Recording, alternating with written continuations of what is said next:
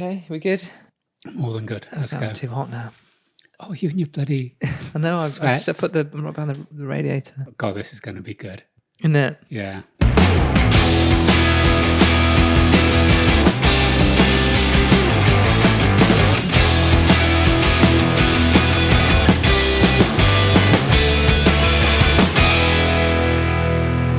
Hello and welcome to episode 16 of I'm Fine, a chat between myself, Damo, and lifelong anarchist, Mark. No reply to that yet. I'll come back to it. A chat around the subjects of health, wealth, well-being, fitness, sports, conspiracy, and those little things that incessantly grind our gears. Come to that.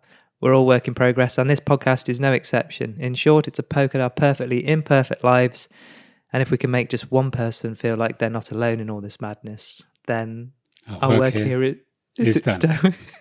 It could be it's such a thing. Did we say it together? It could, well, you just... I don't know. I don't. It's you had more that look your in your eye thing. where you were going to do it with me, and then you just did me halfway through. Yeah. Done me. Ghosted you. You did me with the eyes. Typical anarchist. Coming up, warm up and stretch. We've got a bit of a recap for the last. Noticed your notes. Did you? Have you been in them? Having Just a little snuffle again? Just a dibble. Officer dibble. Is that Top Cat? Yeah. Oh. Whose name changed to Boss Cat, didn't it? Why? Because Not Hanna-Barbera, am I? I don't know. It did, didn't it? I don't know. Okay, we'll check it. What's the world coming to? I was trying to think why that would be. What was wrong with Top? Someone get offended. Someone must have. You have to look that up. Yeah. Someone's got offended with the word top, haven't they? Or we're having this discussion. I mean, boss is worse, right? Yeah, boss but this might not even be true.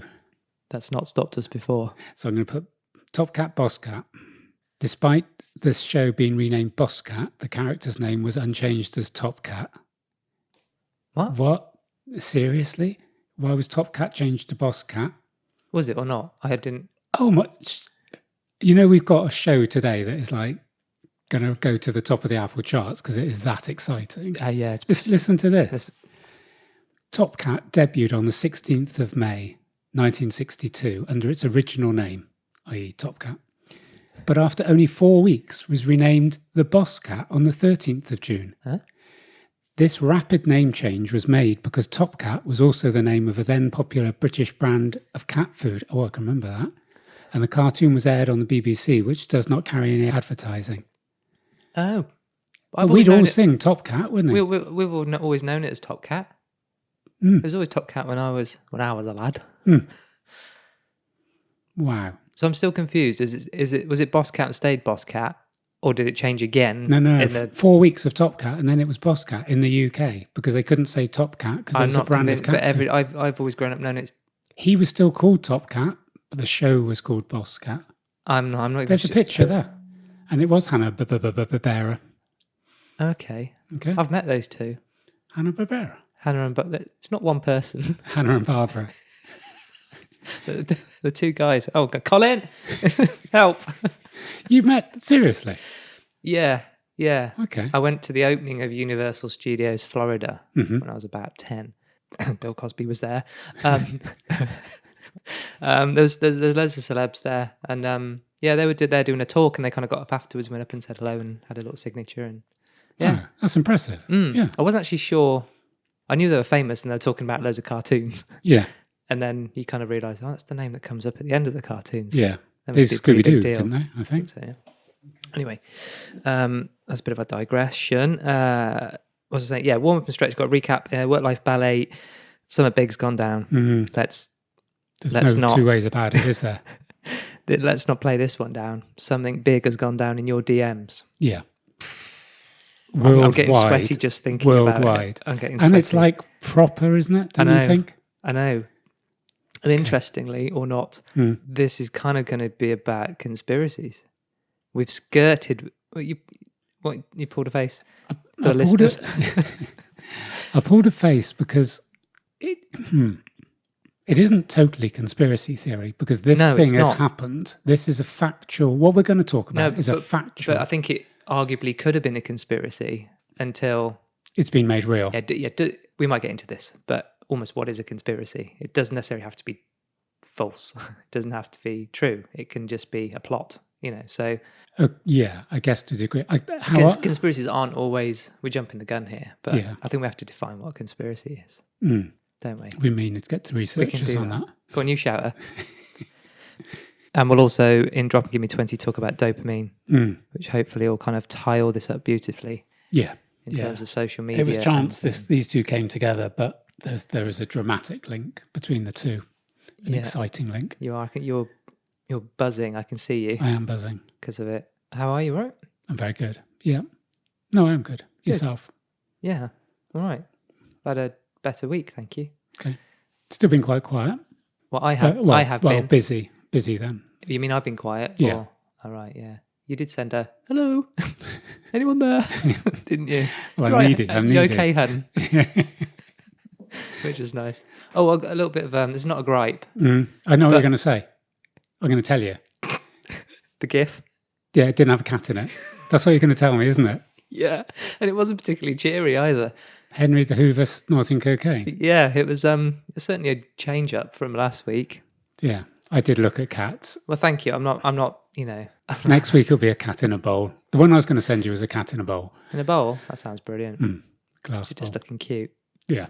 All right, I'll stick to that. Okay. Are you all right? Are you sure you're all right? You look tired on Thursday. Yeah. I was worried about you. I think it was where I presented. You're wandering around. I was wandering around. You just kind of weren't. Not in there. No, you weren't. Your body was there. The mind was absent. Yeah. I think I was drifting, but... Did you rest? My rest hasn't been too bad. Did you get another weighted blanket? Because I realised I've got yours now. Yeah. No, I did get another one. You did? I did get another one. I didn't use it last night, but... Well, we had a really good review about the weighted blankets in the last episode. And you explained that your nightmares had either, or terrors, whatever you wanted to call it, had dissipated. Yeah. I've suddenly started having nightmares. Okay. Last week. Being crushed. Yeah, under kilos of blanket. Yeah. Which is odd, right? Anyway. Keep us informed. Yeah. So I just want to do a recap of our pod. We were talking about it in the week. Particularly, we're talking about the sections. And I guess because we've been getting into this, we take it for granted that people are coming on board and knowing what's going on. But of course, any new listeners, we're talking about the sections that we've got, and we're kind of getting into this. And then they might be just unaware of kind of what the sections mean and what our kind of thrust is. Yeah. Which then got me thinking about actually, it's okay to do a recap on why we're here, what we're doing. Yeah. And why we're doing it. I think even people who have been with us a long time, I mentioned to you one of my clients made a couple of observations, which was great. One was about our obsession with coffee, but that's fine. That's what we do. Yeah. So no apologies there. But it's also that bit around a couple of people saying, what does Drop and Give Me 20 mean? So if you don't know the heading. Sure. And we were talking in terms a bit of having a sort of sandwich, didn't we? Yeah. So a meat sandwich. Yeah. So the big there are vegan options available. You'd imagine conspiracy theories are all meat though, wouldn't you? Yeah. Yeah. Okay, so the recap. Yeah, so just in terms of, I guess the first one was what are we about and what do we stand for, really? Okay. For me, it was obviously this whole thing was born out of the chat between the two of us, putting the world to rights. And it's always nice when you're chatting to other people and you realise that you're not alone in certain things, that can actually be a powerful thing. I think that's probably one of the driver, wasn't it, really, that if we did this, hopefully it'll be a light relief for some. Yeah, yeah. A light-hearted touch to, arguably some serious and heavy subject matter. Yeah. One of the things that was going through my mind was when you do your intro and you say, if we can just help one person, and I know that still sort of stands, I think. There's that element. Definitely. We do this because we love it, full stop. And if there was only that one person gaining, I think we'd still probably carry on doing it. Very personalised service, isn't it? You might as well just ring them. Yeah. But the little bits of feedback, the anecdotal bits, it was really interesting. Why do I keep doing that? What's saying it's really interesting? Yeah. I've started doing it. I know. No, it was just not a throwaway comment, but a client said to me, we were talking about something, and they said, we're really struggling with sleep. And before I said anything, they went, I tried your podcast again and I still couldn't sleep. And I thought, it's interesting. Well, it's bad that we failed because it was probably 12 and 13 when you were on cocaine. Caffeine. That's for the record. That little bit for that person was, I can't get to sleep. I'll turn on us talking. Yeah. So that is that little bit, and the fact that it didn't work didn't matter. So I think going back to when you're saying about mission statement, what we're doing, we are just trying to get that in each little podcast, someone will get one little nugget that will help them. Yeah. Full stop. I don't think it's more So complicated. we're a tool or a couple of tools. Make your own minds up. Definitely. So the sections. So we kind of have 3 sections. First one is warm up and stretch. The irony originally was that we never do a warm up when we're working out, and it's just a little.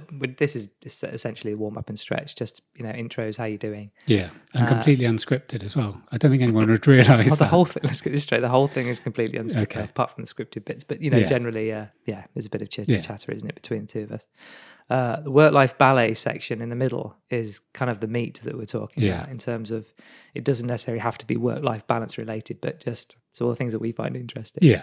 And then the drop and give me 20, I always see as kind of your section because it has the music. Okay. Hopefully around, training and our bodies and food. And you might not have. I'm not even sure you had this chat, but we I just went, this is what we're doing, Mark. Let's get on with it. You provided the framework. I think I think maybe the fact is that there's so much we want to say. And it's like the one that's come up today with the conspiracy is like, that has to be said because it's important to both of us. And so, maybe for 2 or 3 weeks, we haven't done enough about physical exercise. We've done quite a bit around mental health. Yeah.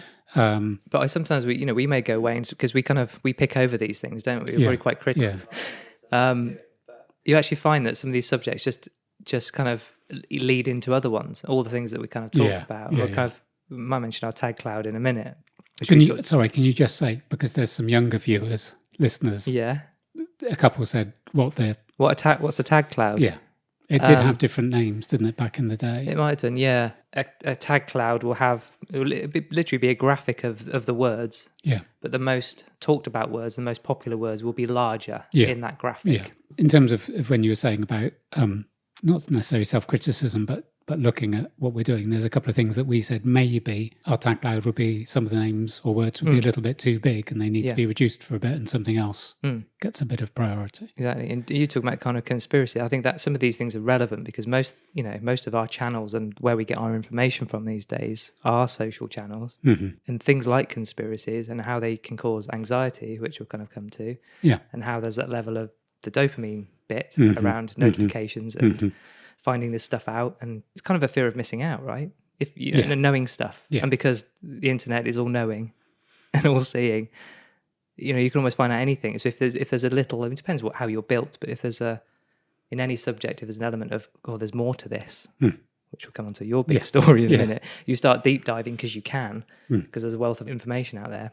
Or if the internet in this case stops you from deep diving, yes, which is even more. Yeah.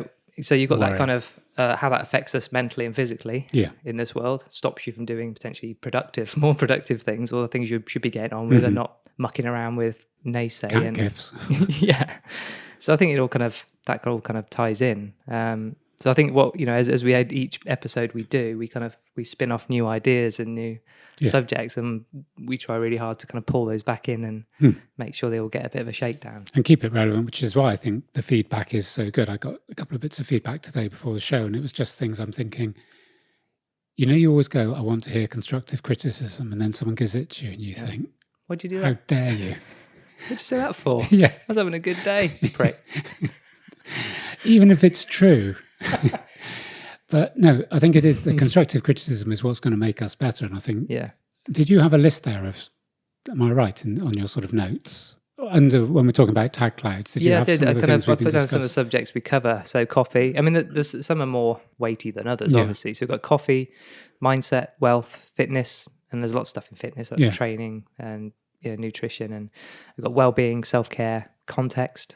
So these are kind of more ethereal, existential kind of, you know what I mean? Context, acceptance, polarization, nuance, productivity, politics. So there's lots of stuff you kind of, if you're going through life, unless you literally put yourself in a lead box, you're going to come across all these things, whether you like them or not. You can't avoid them. No. I mean, there might be some others that I've kind of missed because there's so many. But then also I realise we've got a couple of crusades now that I'm calling them. I like it better than the word campaign. Yeah. We've got the gym confidence one, which we've just been talking about. Yes. And the baby steps, which we'll pick up in the next episode. That one's been a good one, actually, because there's actually lots of things. As I'm starting to plan out the next episodes, all these things slot together Yeah. And I think I've had some personal revisions on the baby steps due to the change in the way I'm setting targets with clients and realizing, I don't want to repeat what every other podcaster in the world says, but this is a really strange year. Do you know what I mean? It's like, yeah, we got it. But I think that bit around, I don't know again. Yeah. I'm going to have to find a new one. Do you think? Or should I just stick with it? Yeah. I'm too old to change. I'd get uncomfortable if you didn't do it. Okay. You think that maybe... I'd be like, what's going on here? Where's Mark? Yeah, I would. It's your brand. Yeah, it's my brand. It'll be our first T-shirt. Yeah. Bad year. Bad year. So when we did the World Mental Health Day, we weren't being flippant at all, but we were mentioning that Mind had listed all the, the big things like, make sure you get enough sleep and deal with stress. And we were saying it comes down to things, bite size, baby steps, whatever it's going to be. Yeah. And I spoke to a client who's sort of in that business, and they were saying exactly the same, that it's all, the answers are all out there, but in a chaotic world like now, like you're saying with your, with your nightmares, it's not as simple as just going, right, if I do all those things, life will be cool. Yeah. And so the targets I've been setting with a couple of clients, and I'll get some permissions off them to maybe share these, are completely different from what you'd expect when you go to see your PT. And the reason being is that if I go exercise 4 times a week, make sure you eat these many calories, take this much protein, they're going to go, it's October 2020. Do you know what I mean? I'm not going to do all that because of everything else that's happening in my life. So I think I was saying to this particular client, it's about seeking ticks. It's not about changing your negatives at the moment. It's getting some ticks, getting some affirmation, getting some small victories every day. That's really good. Instead of worrying about the big negatives. That's a really good way of putting it, because all the things we've all talked about is the ingredients for being overwhelmed. Yeah. Probably unprecedented levels. Everybody, certainly this year, and I guess you can overthink. And maybe part of the overwhelm, there's so many things to kind of think about. A bit of light relief and a laugh and a bit of fun and flippancy and all those things are actually kind of really important to us to kind of as coping mechanisms, or just things to kind of put things in perspective. Yeah, it can't be 100% doom and gloom. And there's lots of these things, lots of really good podcasts out there doing some really hardcore work on mental health and well-being. And we can't match and we don't want to be, but there's an element of I guess it's just we're pitching this to people who have the same kind of maybe similar outlook to us, I guess. It's not going to be everyone, of course, and that's the whole thing, isn't it? People with overthinking brains who are paranoid and worried what people think of them. That's our target audience. Pretty much. There's got to be at least, well, we know there's 70. Yeah. We're undoubtedly getting more ambitious, which is my band analogy, which is all a bit of fun until someone likes it and then you... I think in terms of ambitions, I do this shout out every time. I would just love to... Can someone just please email and tell me how much you love Mark, please? Or even tell me you don't. No, do you know the point? It was just... I just feel if we could help more, great. If we're helping enough, great. I think the ambition is just that the advice we give is more, that a number of people are going, when you said that, I did this and my life is better. And we're not going to change the world. It's not about that. It's not about, I've just been saying to you, I've been listening to Rick Roll's podcasts. And again, like Sam Harris, the people on that are just so bloody bright. Do you know what I mean? They're just like... Annoyingly so. Proper clever. And... they can string sentences together. Yeah, and they don't say the bit around. But it's that... I was about to say it's that bit around. It's... The point I think I'm trying to make is the ambition. I think our ambition is around continuing to be relevant to the people that want to listen to us. Yeah. That's... Of course, yeah. Just be true to that. I think so. And if people... It does... It's got to do our own thing, the numbers aren't important. It's around people going, I get that. That helped. It's got to be as simple as that. Down here, how can our listeners help us? And I think that is, you just answered that.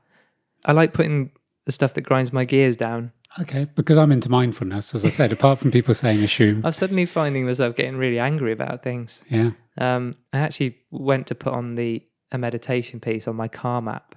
You're on Calm as well, aren't you? Mm-hmm. And it's got that quite nice kind of outdoor noise of crickets. Yeah. And then I went for the Matthew McConaughey, like 20-minute sleep thing. While you're driving? No, I was in bed. I was Oh, about to right. sleep. So I thought you said you were in the car. No, Okay. no, I was in bed. Check on the edit. And I just, yeah.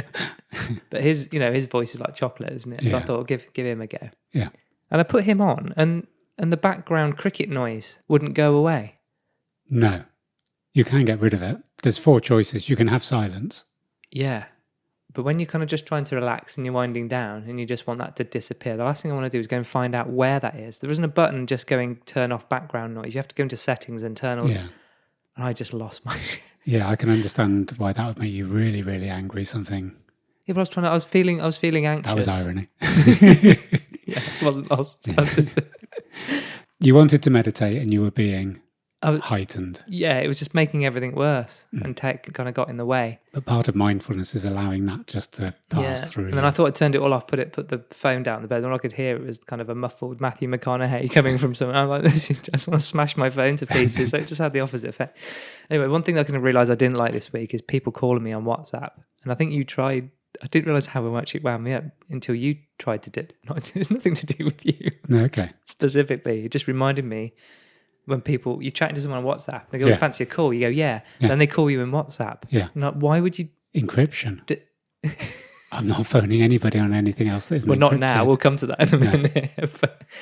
It never works. I don't know about anybody else, but I've never had a proper conversation with a VoIP conversation with anyone. And then you have that situation. It's delayed. It's like they're in. If you ring Australia now on your normal phone, there'll be no delay. They used 10 years ago. There would have been. WhatsApp call is like an Australian call of 10 years ago. Yeah, and it gets cut out. You get cut off after 4 minutes. And then it goes reconnecting, doesn't reconnect.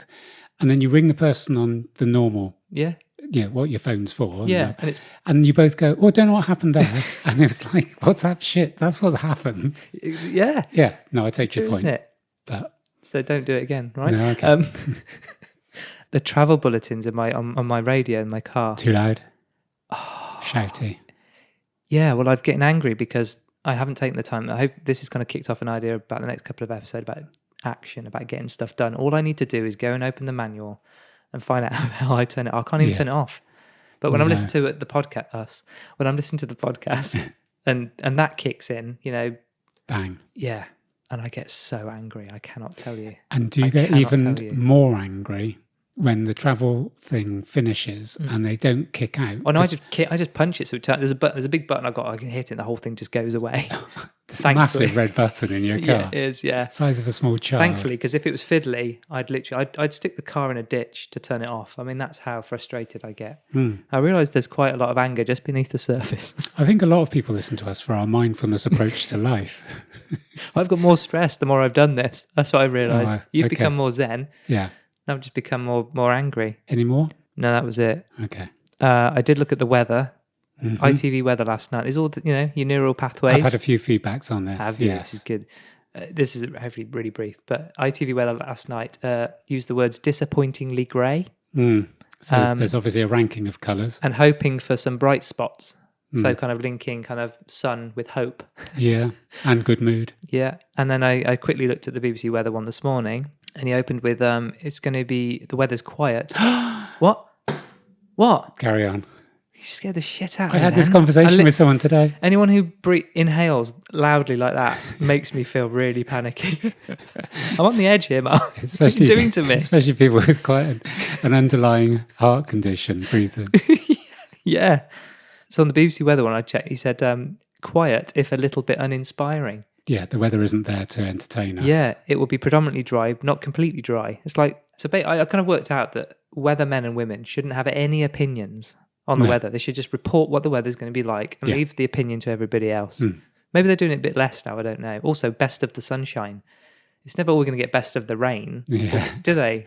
No, so those the nuance is there all the time. Yeah. Little fact I want to drop in. The 3rd of October 2020 was the UK's wettest day on record, and the record started in 1891. Right. And the amount of rain that fell on that day, just one day alone. Okay. Is this in the whole of the UK? Yes. Okay. The rain that fell on one day could have more than filled Loch Ness. Now, for our American listeners, it's Loch a big. Ness is a pond. It's a massive pond in Scotland, and that's equivalent of over 7.4 cubic kilometres of water.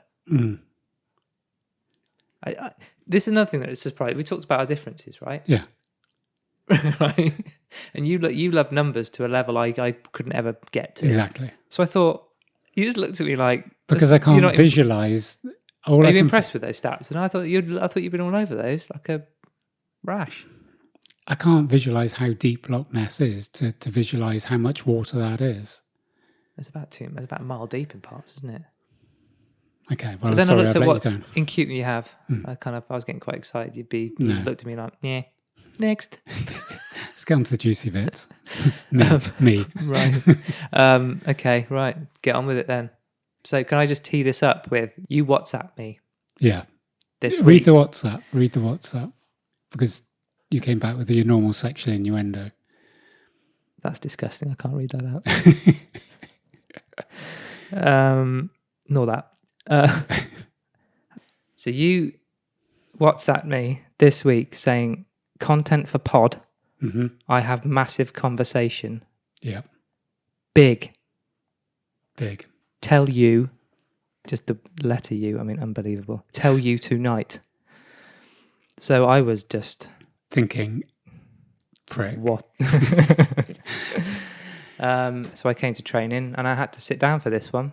Yeah, I think it's big. I want to go slow on this. I want to be accurate and I want to not have a bias, but I just want to be factual. I picked up a photograph, which I think was on Twitter, and I'm going to describe the photograph and describe the wording behind it, because this is really important. The wording is really important. And then I'm going to explain why I forwarded it to somebody else, and then we'll go from there. So the photograph is of the blue masks that all of us are wearing to protect us. Some aren't, but a lot of people are. And then underneath this picture of the mask is two things. There's some text and there's a photograph. And so this is the text, and this is important. It says, "Hey dum-dums, full stop. Mask under microscope and virus as well at 25 times, as in 25 times magnification. Enjoy your muzzle, Muppets." So the photograph underneath has the mask, and then it has a blown up portion, some of fibers. something. We don't know what it is. But it could be anything. It could, like you said, it could be a sock, it could be a mask. It doesn't really matter. I think it's just trying to show a point that when you magnify something that is made of cloth, it isn't the same as lead. I think that was the point they were making. Yeah. In a little corner, they showed what looks like the world's smallest nipple with a big red arrow going virus. Nothing else. It looks like a little fried egg or a little nipple, doesn't it? Oh, actually, yeah, fried egg. Yeah, we'll go with the fried egg. So this was sent. And the nipple is within the kind of the gaps of the strands, the microscopic strands. Yeah. So the point's making there's a hole here, probably big 50 enough. times bigger than a virus. Yeah. Therefore, the virus could sneak out. Of course, it wasn't a picture of a real virus. It's just a little graphic. No, because a virus times 25 would still be near enough invisible, I'm guessing. I think so. I sent this to a friend. So I downloaded the picture purely because, and it might be worth me just mentioning the nature of the conversation I'd had with this person, because then that would put it in context. He had reacted to several of my Insta stories. One was the one that I sent that we discussed about depression is not trendy, anxiety is not cute. Yeah. So he'd reacted to that with an emoji. Mm-hmm. And then he'd reacted to the one I said about with the 12.6 billion spent on track and trace, sending every elderly and vulnerable person to the Bahamas. Yeah. Those aren't total facts. I'm not imagining that every care home should shut down in the UK and transport old people to the Bahamas, but it's making a point. Yes. And he did an emoji for that. Okay. He had sent something, an Insta story, but to close friends. For those people that don't know, you can send two lots of stories out, close friends and then just general to the public. Yeah. And close friends tends to either be stuff that's just personalised or stuff that's more contentious sometimes if you're a bit political. I guess it's up to you, isn't it? What you do. You can put it out to the world or you can send it to your mates, right? Yeah, exactly. So he had sent something out on the Insta story to close friends. It was just a bit of nonsense that had been printed. So I sent this picture to him. On an Insta DM. Insta DM, and this is important. Yes. It's an Instagram DM. Thanks for saying that. Right. He made a response. Don't quite know what the response means, but he just did a one-word response. And I know, because I know the way he thinks and I know what his interests are, that he just took it as like a throwaway comment. I mean, just another quick point on this. The graphic is horrendous. It's probably the worst Photoshop I've ever, it's just awful looking, isn't it? Yeah, it's not So the professional. Whole thing, Yeah. The whole thing has no integrity whatsoever, does it? I mean, even where it says virus, like even the font is sort of, done with permanent marker. It is. No one could take this seriously. Absolutely. Why I was saying that the text is important, within the text, there is no mention of COVID or corona. Yeah, absolutely. None at all. There also isn't any reference to any individuals. It just says, hey, dum-dums. It's obvious that it is making a comment about masks. And I want to make it clear, my view here wasn't sending this and going, oh, none of us should wear masks. They're terrible. They're bad. Yeah. My point in the conversation I was having with this person was more around, I think sometimes the things we're being sold, people need to look at very clearly. Because one of the things I did after this, and I was going to do this with you here, is I've got my blue mask and I've looked at it and literally it is full of holes. Yeah, you have to stretch them and they you stretch it and you apart. Can see large holes. So don't feel strongly about it. The other thing is this, although badly put together, was essentially saying that wearing a mask is pointless. Yeah. The virus is going to go through the holes in the mask. Yeah. I know the science as well that has come out from a number of scientists saying that it isn't the virus per se coming through the hole, is that sometimes the virus attaches itself to droplets that are larger. And if it's attached to a droplet and that gets stopped by the mask, therefore, that's how it works. Yeah. One slight, I guess, contentious bit with me is that with all the knowledge and science and medical advances we've made, no one thought in January or February or March or April or May that masks... Give it a go. If we're in 2020, how did it take us X number of months within this pandemic to go, let's try wearing a mask? I've thought about that. We don't know enough, but it's something, right? Yeah, yeah. Everyone would have gone, yeah. Yeah, wouldn't they? But no one was saying it in January. No one was saying, oh, this gets spread in this way, a mask might help. Might not, might. Yeah, let's give it a go. Yeah, sure. And then the other bit of evidence you could say, especially in the UK where our cases are going up, and you can put any precursor onto the reasons the case is going up, but you could go, well, if masks are so good, how come we've gone from 1,000 cases a day to, I think, 17,000 a day? I'm not being anti-masks. I'm not particularly pro them. So this was sent at 12:35 in the afternoon. 14:21, so that's just less than 2 hours later, I received 2 notifications. Never seen these notifications before. From Instagram. So thought, I better have a read. And the first one has a big exclamation mark in a triangle. And it says, false information in your post. I'm still unaware what this meant. Yeah. So I'm going to read it word for word. Your post contains the same information as a post reviewed by independent fact checkers. It may have small differences. Okay, that's fine. Independent fact checkers at USA Today say it's false. A notice was added to your post on October the 15th. So that's where the notification came in. It was added to my post and it was fact checked actually an hour and a half after I posted it. Right. They then provide a full fact check, which I'll read to you in a minute. So it then has a heading, delete post. Accounts that repeatedly share false information and their posts won't appear in certain places on Instagram. So you will be censored sending it to certain places or certain people. Yeah. And I've heard a lot of this around people I follow on Instagram in America who are saying a very small percentage of their posts actually get to their followers.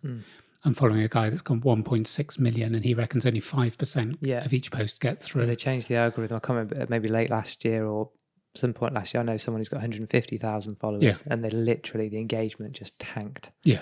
Yeah. Generally driving people to ads because you got in touch with them and went, well, I'm not getting engagement. They went, well, start spending some advertising money and we'll get you back up. So that's what they, Okay, so that they makes kind of sense. almost changed the currency of likes and impressions and stuff like that. Yeah. Deleting posts that contain false information won't affect these restrictions. So if I went back and thought, oops, that's a really stupid little picture that I didn't mean to send, and having been fact-checked, they're spot on, I'll delete it. That isn't going to alter anything. Yeah. Deleted posts can't be appealed with the independent fact-checkers. So it's basically like it or lump it. Yeah. And if I delete it, I'm still going to have a mark against my name. Yeah. It then says, learn more about how Instagram is working with independent fact checkers to reduce false information. So that's red rag to a bull for you, isn't it? So I thought I'll read. It says, independent fact checkers say this information has no basis in fact. So Fact Checker USA Today. This is all news to me, which I thought was fascinating. Yeah. Conclusion, false. More information. So this is their explanation. Yeah. More information. Fact check. Masks are effective in stopping the coronavirus. Now we know that a newspaper, a fairly centrist newspaper, not particularly well known for being one side or the other, is basically saying masks help stop the spread of coronavirus. Maybe true, maybe false. And also it's an element of degree and usage and which masks. To say that every mask in the world is the same is a very sweeping statement. Yeah, absolutely. My point is this. So within 2 hours, this was a private message sent to another individual. That freaked me out. That freaks me out. Yeah. We'll come to that in 1 second. Yeah. So this is a private message that has been hacked into in some respect. Yeah. The photograph has been tagged or something has happened. It just shows that everything you're writing and everything you post in images is being scanned in some way or another. Yeah. So someone somewhere has then sent this, whether it's a computer or however it works, has sent this to a panel. Yeah. And I would imagine this was probably some element of an individual having, maybe not looking at my photo and going, this is dodgy photo, but that photo has been tagged so that whether it's a computer or an individual, they know we've seen this one before. Yeah. It's dangerous. Yeah. This is the response this guy's going to get. What worries me is that I never said, and that photograph never said, anything about COVID-19 or coronavirus. Absolutely right. It also didn't make any explicit scientific statements. No, if anyone looked at it in any detail, realised it's just done by a 7-year-old. With a batch of crayons. Yeah. So how did that get tagged? If I didn't have the names there, I could go back to the independent fact checkers and they say masks are effective, and I could go 100%. I agree. I wasn't talking about COVID-19. I've never said that masks aren't. Yeah. The implication might have been there. So by sending it, you're implying that you stand by what it's saying. Yes. Which is actually, for me, quite a dangerous territory. Yes. In that what you can't send a cartoon or a joke or something clearly, is making fun of a ridiculous scenario or the absurdity of any event or whatever. Yes. We often send stuff that isn't true because it's funny. Yes. And that's what's funny, because it's not true. If it's true, it would be awful, or, you know what I mean? That's Ricky Gervais put it more eloquently than I ever can, but the subject of a joke. Yeah. I can understand why, someone is sat there, they've got, someone's job to kind of almost look at every meme, every image that kind of, that comes across them, and they tag it. Then the computers do the rest in terms of if they're scanning things all the time, scanning your DMs, scanning channel feeds, if that pops up, automatic, that's been there's tagged. the response. So, I get that. I get how it works. It's kind of grouped. Yeah, sorry. No. I didn't mean like that. What I think Mark, is, here's a computer. I think what I'm saying is that I understand that. So the reason I was saying that is because it's a little bit of lots of crap getting lumped in together. Do you know what I mean? Yeah. So there's probably probably thousands of similar crappy kind of images like that have been tagged as misinformation. But your point is correct in terms that if I send a picture around someone that's been convicted of some particular heinous crime and then go, oh, look at so-and-so, so-and-so, and it is meant in the form of comedy or ridicule or satire, and a lot of satire is like, the whole point of satire often is to be extreme. Yeah. You have to go one step beyond.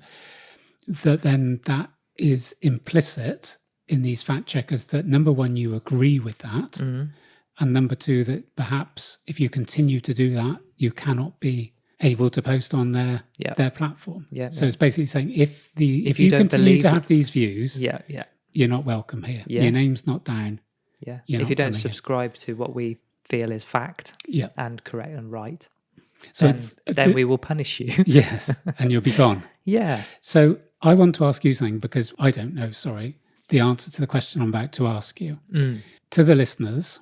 This was my idea, wasn't it? This was your idea. You explain. Because I said, don't send me that image because we don't want you getting struck off Instagram. Yeah. Get it to me somehow, which you did. And I'll send it to someone and I'll see if I get a similar response. Yes. So I sent it to my wife. Yes. And she just went, haha, that's ridiculous. I actually put a little note under it saying, here's that silly picture I was talking about. Right. So I made some comment about Context, it. yeah. And nothing. Okay. Not a sausage. So Okay. you're either on the wanted list, Or the person I sent it or the person you send it to is. And without going into detail, Yes. the person I sent it with, I am contentious. I don't think probably as I'm contentious and as outspoken as he is. Mm-hmm.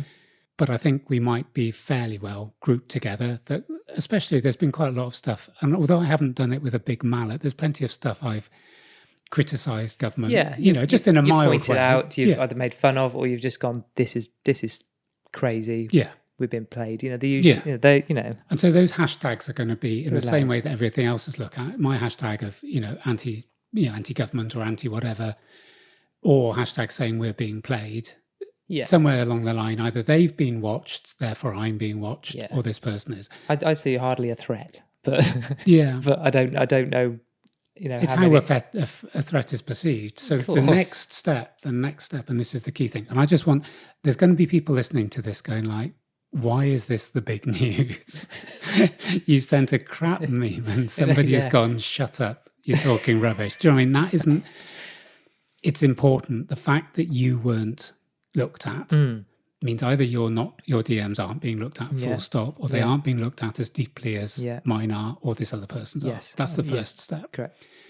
Secondly, if you're on that most wanted list, what does that mean in terms of that somebody in America has made it clear that I am wrong and they are right based on the evidence? So what I've done is I've looked at the evidence that USA Today have that masks work. And part of their evidence is some anecdotal evidence about two hairdressers in Missouri that had COVID-19, didn't know they had it, wore masks, cut 139 heads of hair, and none of the people got COVID-19. And that's part of their explanation of why masks work. That was actually their stated evidence in USA Today. There's some other stuff stated. There's about 3 scientific... I would call that anecdotal rather than scientific evidence. Yeah. I mean... But I guess it was a strange thing to use. There were some scientific papers, not very many. There was a couple of emails from doctors. So what I'm saying is, I think... But if that was a scientific test, you'd do exactly the same somewhere else. Yeah. And no one would wash their hands, for example, or no one, or different, the masks the same, and those... Yeah, and what masks were they and how close were they to the people? Whatever. My GCSE science is sketchy at best, but I always remember there being a control. Yeah. So there's something that has to stay the same in order for you to compare something else against. And it was interesting that they used this as one of the reasons to show that masks work. I then looked closer. And so their evidence, they did have an evidence base, which they considered obviously was enough to be able to say that I was incorrect in my assertion that masks are useless.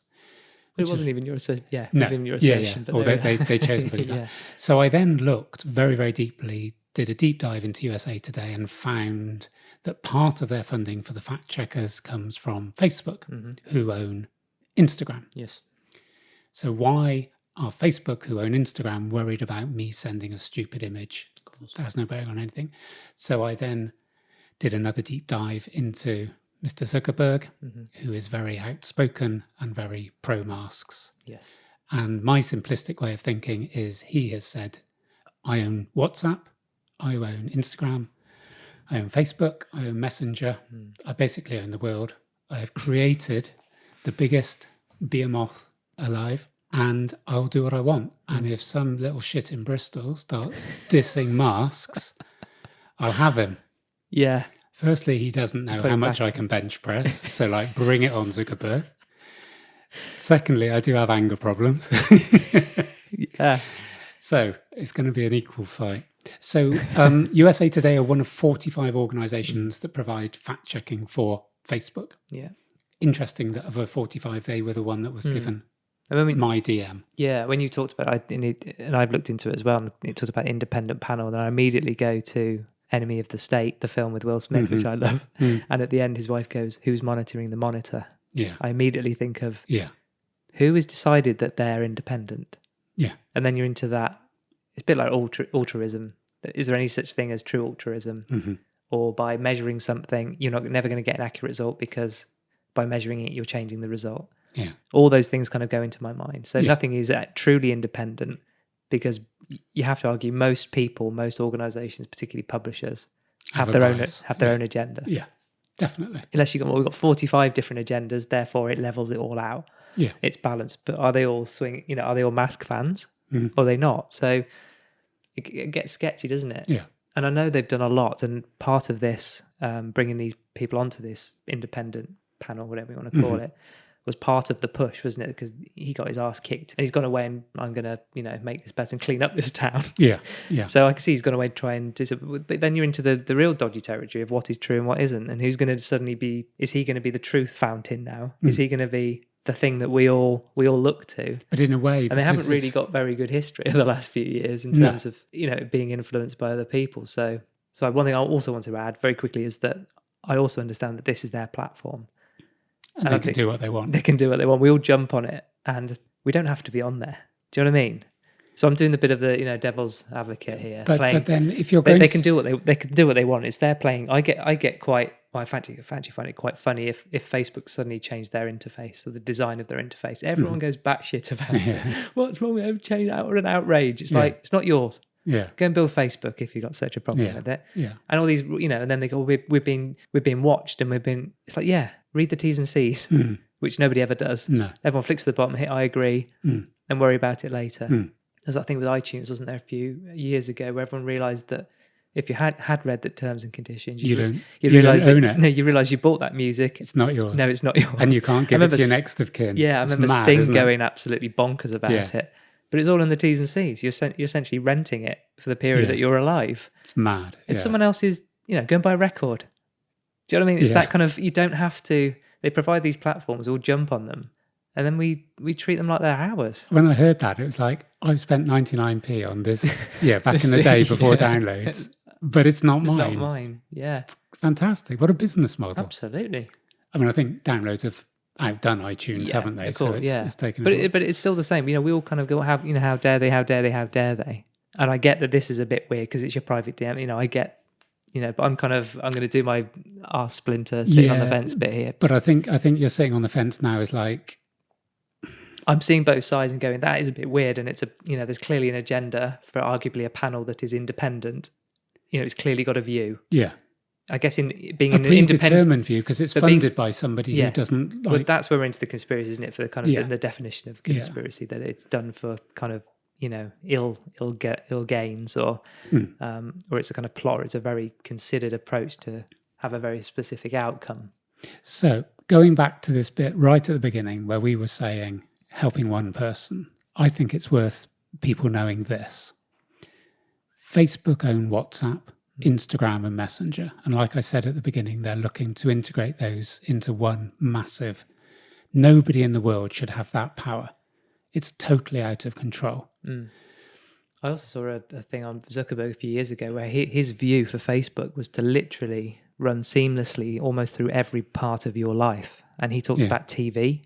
Yeah. He talked about cars. Basically anywhere where there was a digital interface, he would be running...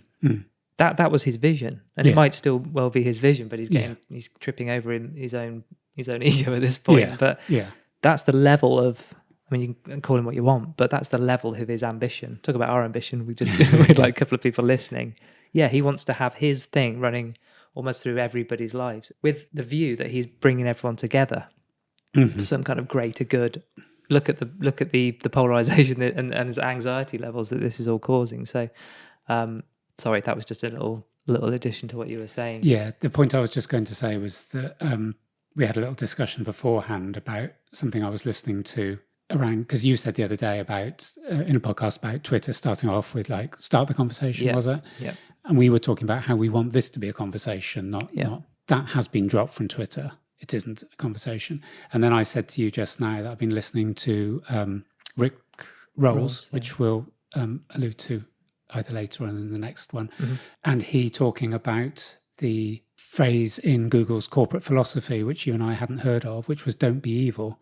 And it was in the technology giant's code of conduct. And again, it's that seems a long time ago now that an organisation would have that in their code of conduct. You also realise what potential it had for evil. Yes. Otherwise it wouldn't have put that in. I don't think you can avoid evil if you're Google. No. I don't believe because WhatsApp's encrypted, it necessarily gives you massive more protection. I still don't trust the state, but it gives you more. There at least is Yeah. some level of encryption there. Yeah, and I'm always a bit, skeptical. Healthily, I like to think, in that they wrote the encryption. Yeah. I don't know about security protocols, No. but it's theirs. Yeah. And even if they said, no, we had an independent company, whatever. It's like having a combination lock, but you know the combination. Yeah. It's all locked up. It's that kind of thing. It's someone else's thing. Yeah. And if you go in there and muck about, or I likened it to kind of, someone giving you the run of their house. They've got a gym, they've got a swimming pool, they've got cars, you can have parties there, and you can have all your friends around and be having a great time. And then they suddenly tell you that they've been filming it all. Yeah. Or they suddenly redecorate the place, and you get the hump. It's like, hold on, it's not your house. You know what I mean? You're having all that kind of fun. You're far too much on that fence. Doesn't this must worry the shit out of you? Then no, forget all of that. Yeah, but I'm on it, knowing full well I accept that. So you've ticked. I agree. Yes, if I sent you something that they want to kind of come back to me on, I'd be like, yeah, I think it's a bit weird. And of course, I disagree with what they say, because the stuff we've all sent between us, some of the stuff is absolute nonsense, isn't it? Yeah, and arguably far more worrying to be having on your phone. But for me, that's the level where where they've said it's this and it isn't, and that all they're trying to do is get right and wrong. Yeah, and they've got it wrong. That's kind of not a worrying thing. It just shows what a complete mockery the whole thing is. You see, on a small level of mockery, on a global scale, arguably an absolute catastrophe for mankind. I can understand the ramifications of that. There's an element of we've all got a choice. We can all come off this. We can all wear a mask. We can all not wear a mask. Most of these things are in our control. But we need if 2 billion suddenly came off Facebook tomorrow, well, one, I'd be just glued to the news. Well, it wouldn't be Facebook, but I'd be glued to the TV going, how's this going to pan out? I can't wait if everyone, because no one's going to do it. No, because we're all too stupid. Do you know what I mean? I'm in that group. I'm not saying everyone's stupid, and I'm not. I am as well. I'm on it. I think if I wasn't in the business I'm in, I wouldn't be on any of them. I used to love Instagram because it was a purely visual medium. It's not. It's turning. I don't know whether you've noticed, but if you don't have a business profile, the personal profiles have all turned into shops in the last month or whatever. Yeah. It's turned into you're talking about it at work. It's turned into QVC. Yeah. And some of our clients are running it like QVC, doing live demos. Hit here, buy, bang. Yeah. That's what they know it's turning into. And in the Far East, that's exactly what it's doing. And it won't be long before we're all doing it. I was saying to somebody the other day about looking forward, and what tends to happen is that because everyone's either just living for today or retrospectively goes back and go, if we'd had this lockdown in so-and-so, things would have been better. There's no point in having retrospective views of things. No. But I don't see anyone apart from the fact you can learn from it. Yeah. But it's not going to change. Yeah, but not anything. as a complaint. No. It's not helping. If you'd done this, less people would have died. If this comes up again, maybe we should think about it differently. Is the conversation you want to be having. Yeah. Someone looking forward and going, when I just said that, okay, so WhatsApp, Instagram, Messenger all become one thing. Mm-hmm. They're looking at my private DMs. They're looking at my friends' private DMs. We're on a list of whatever that list might be. Yeah.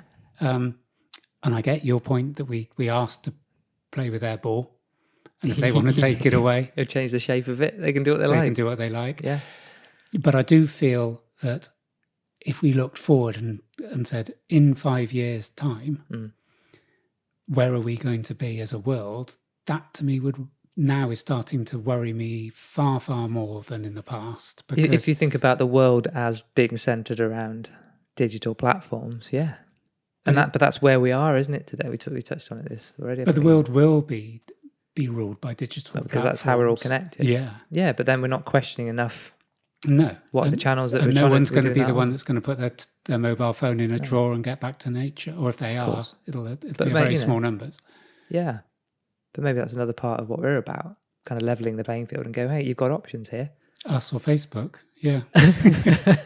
We'll do weekly news updates that are unbiased. But we can't, we have an Instagram account. Yeah. We're trying to get people to engage with us there. We have a Facebook account. We have a Twitter. We're part of it. Yeah.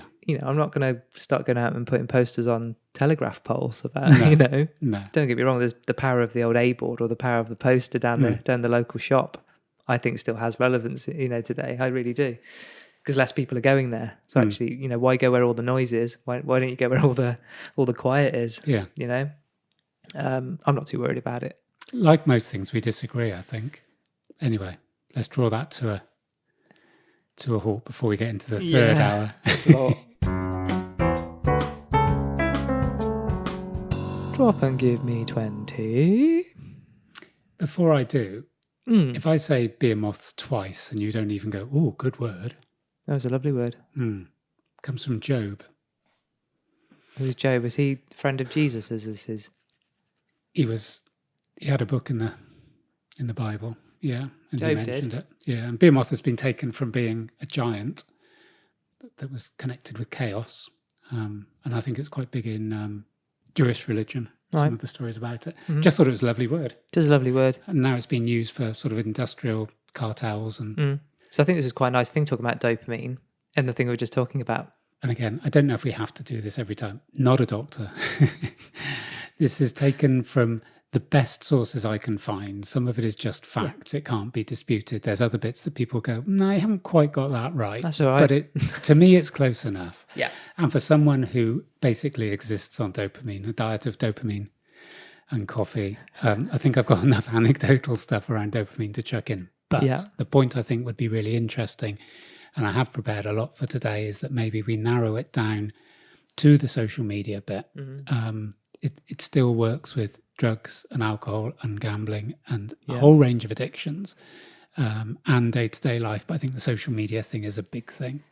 Yeah. So, as I said, I'm going to chuck a few things out that are, facts, a few things that are to be taken, not with a pinch of salt, but just, they're not going to be 100% indisputable. Yeah.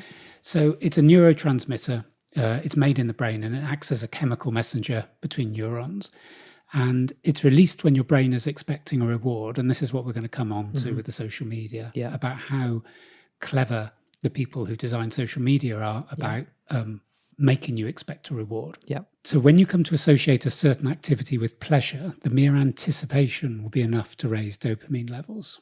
So that can be for two things. It can be the walk to the pub, knowing that the first lager is going to, give you that little dopamine buzz. Or it can be the anticipation of someone texting you back, or you waiting for a like, or someone else listening to your podcast. So that's one of the things, the anticipation. And I think this is important about social media. An awful lot of social media is just waiting. Absolutely. I'm just waiting for that red dot. And you want to say a little bit later about that, so it'd be good.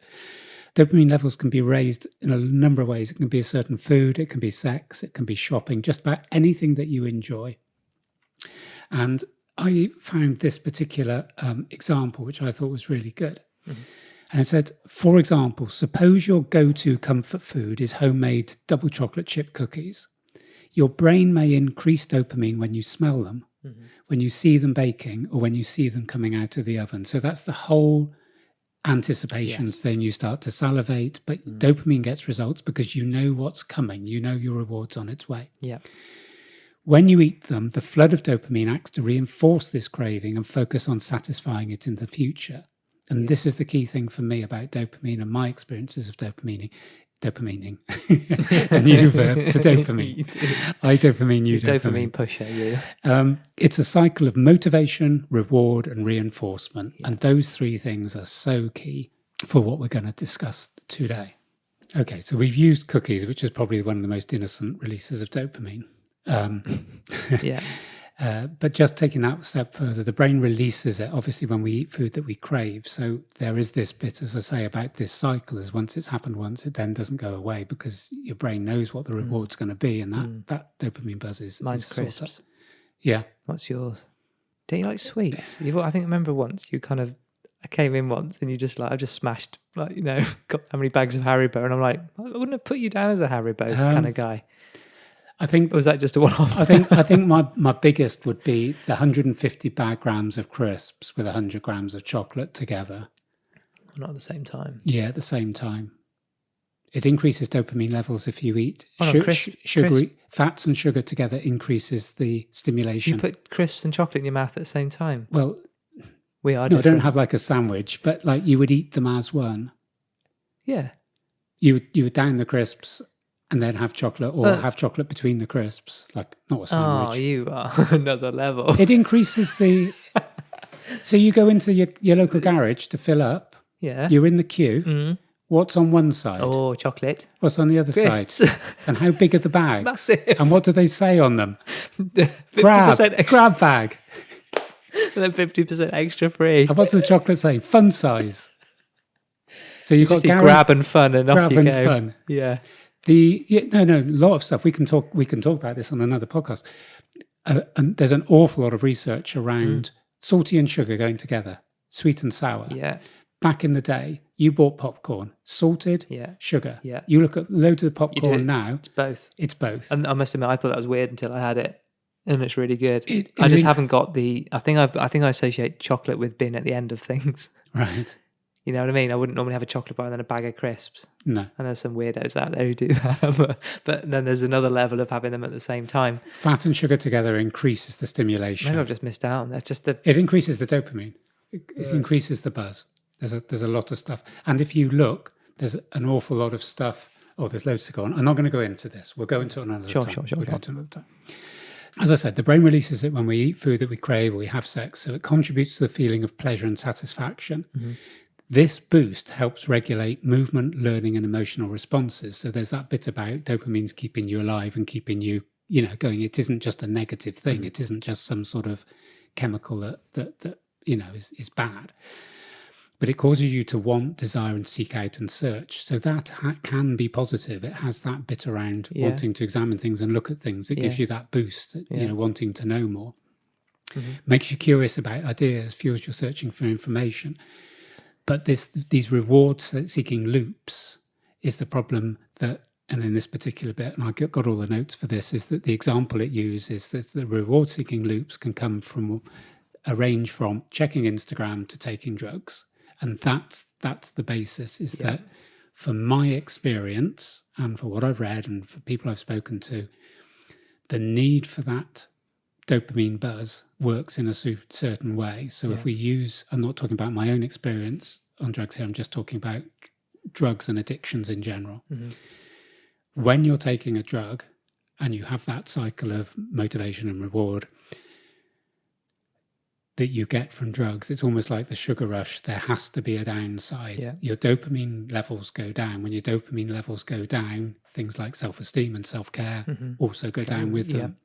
So you need to revive your dopamine levels to get back on the up. Mm-hmm. What happens is that over a period of time, your threshold rises. Yeah. So you can't just keep doing the same thing day in and day out and having the same things because your arousal increases. Yeah. So you need more and more of that. I always remember the kind of the way drugs were explained, that the low you gets lower each time.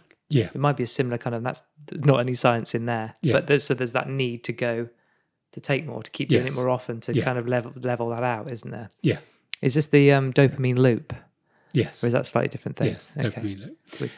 So without going to any more of the science, is that it can't just be, it's to do with addiction or it's to do with social media buzzes. But the key thing about the social media thing that you might want to touch on to is that, and this is part of #We'reAllBeingPlayed, is that I was hearing today about a lot of the top people at the top of these big organizations came from a person in Stanford University, whose name I've forgotten, who did a lot of work around behavioral matters.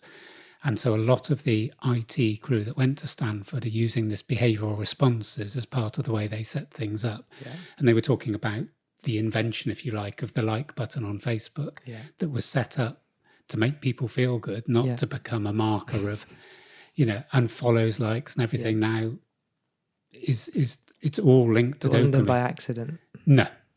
Very much by design. Yeah. So what were you going to say? Because you mentioned to me about notifications. Well, I looked up, following on for what you were talking about. I did look up dopamine and immediately get into the what they call dopamine loop or the compulsion loop.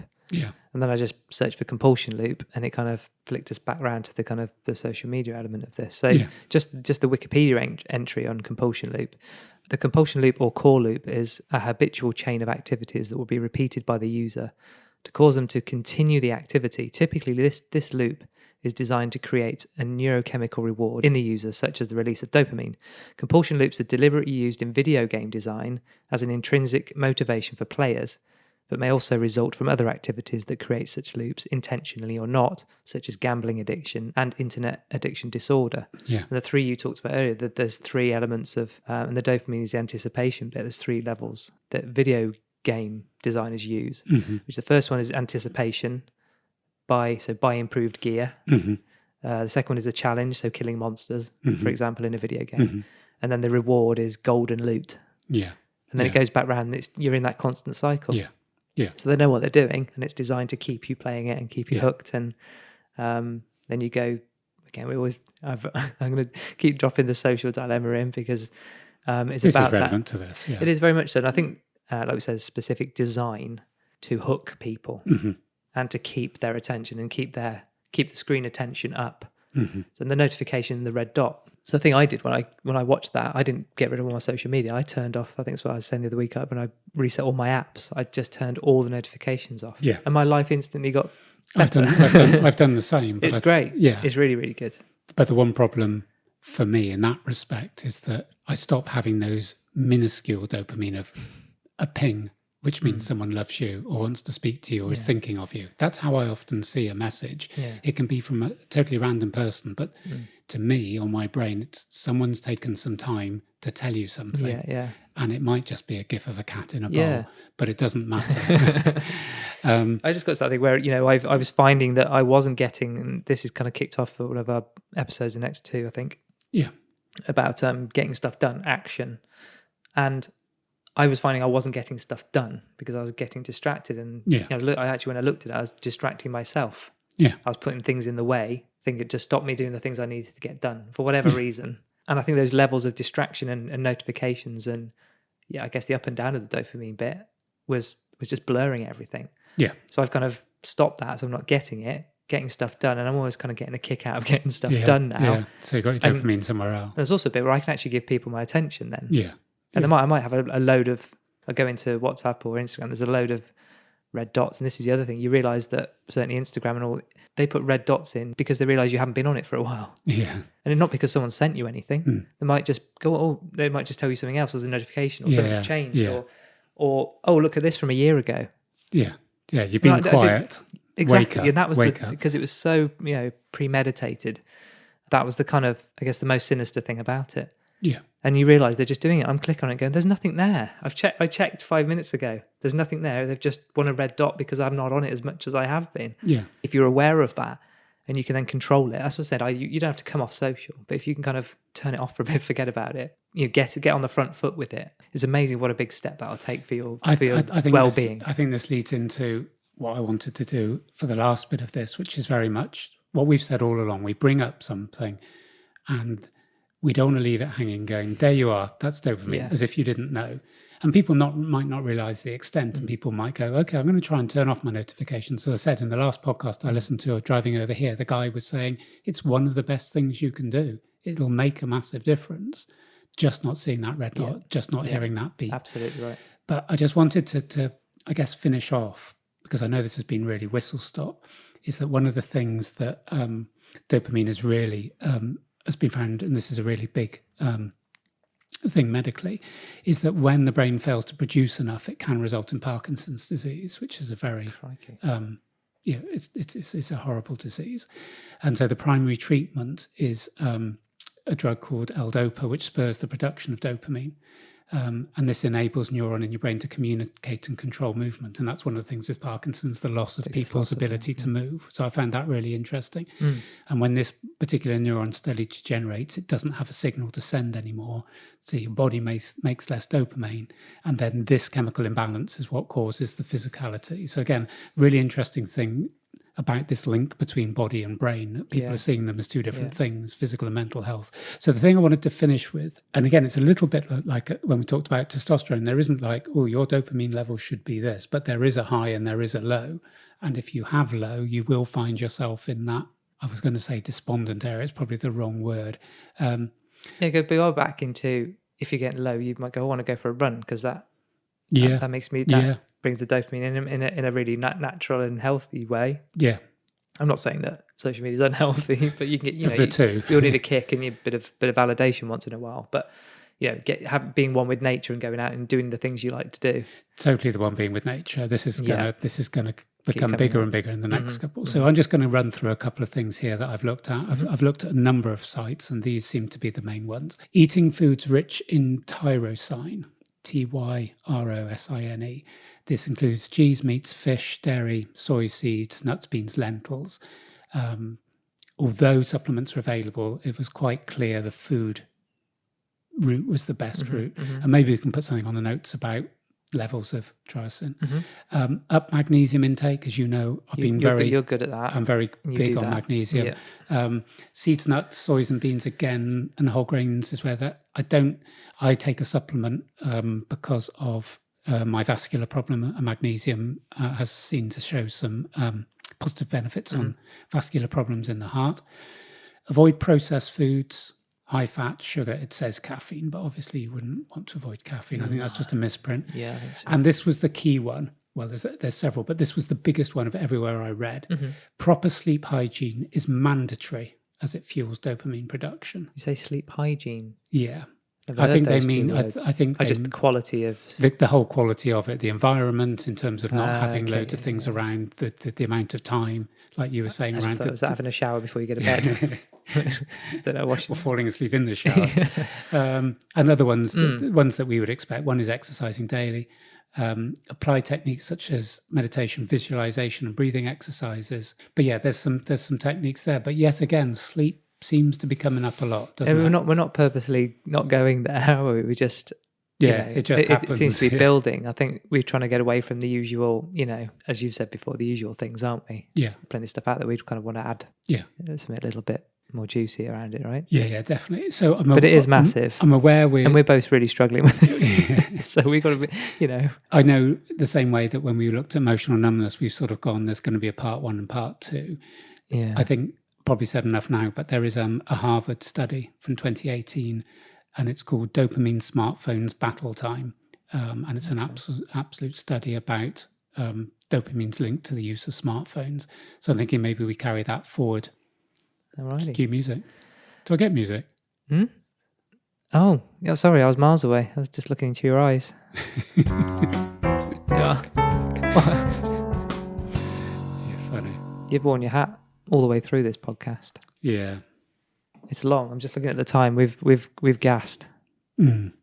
Unbelievable that clock on your computer has thousandth of a second. Yeah, that's how accurate we are. Yeah.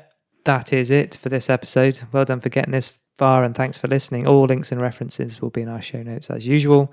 Please make sure you subscribe to us via your favourite podcasting app. And if you're enjoying this pod, then please do share the love and tell a friend or foe or whoever you feel might benefit from having us two in their ears. Give us a follow on Instagram on the username @I'mFinecast, and send us your feedback and questions via our email, which is imfinecast@gmail.com. And in the next episode, we're going to have a bit more on the compulsion loop and learned optimism. Catch up in the next one. Yeah. Peace and love. Bye-bye.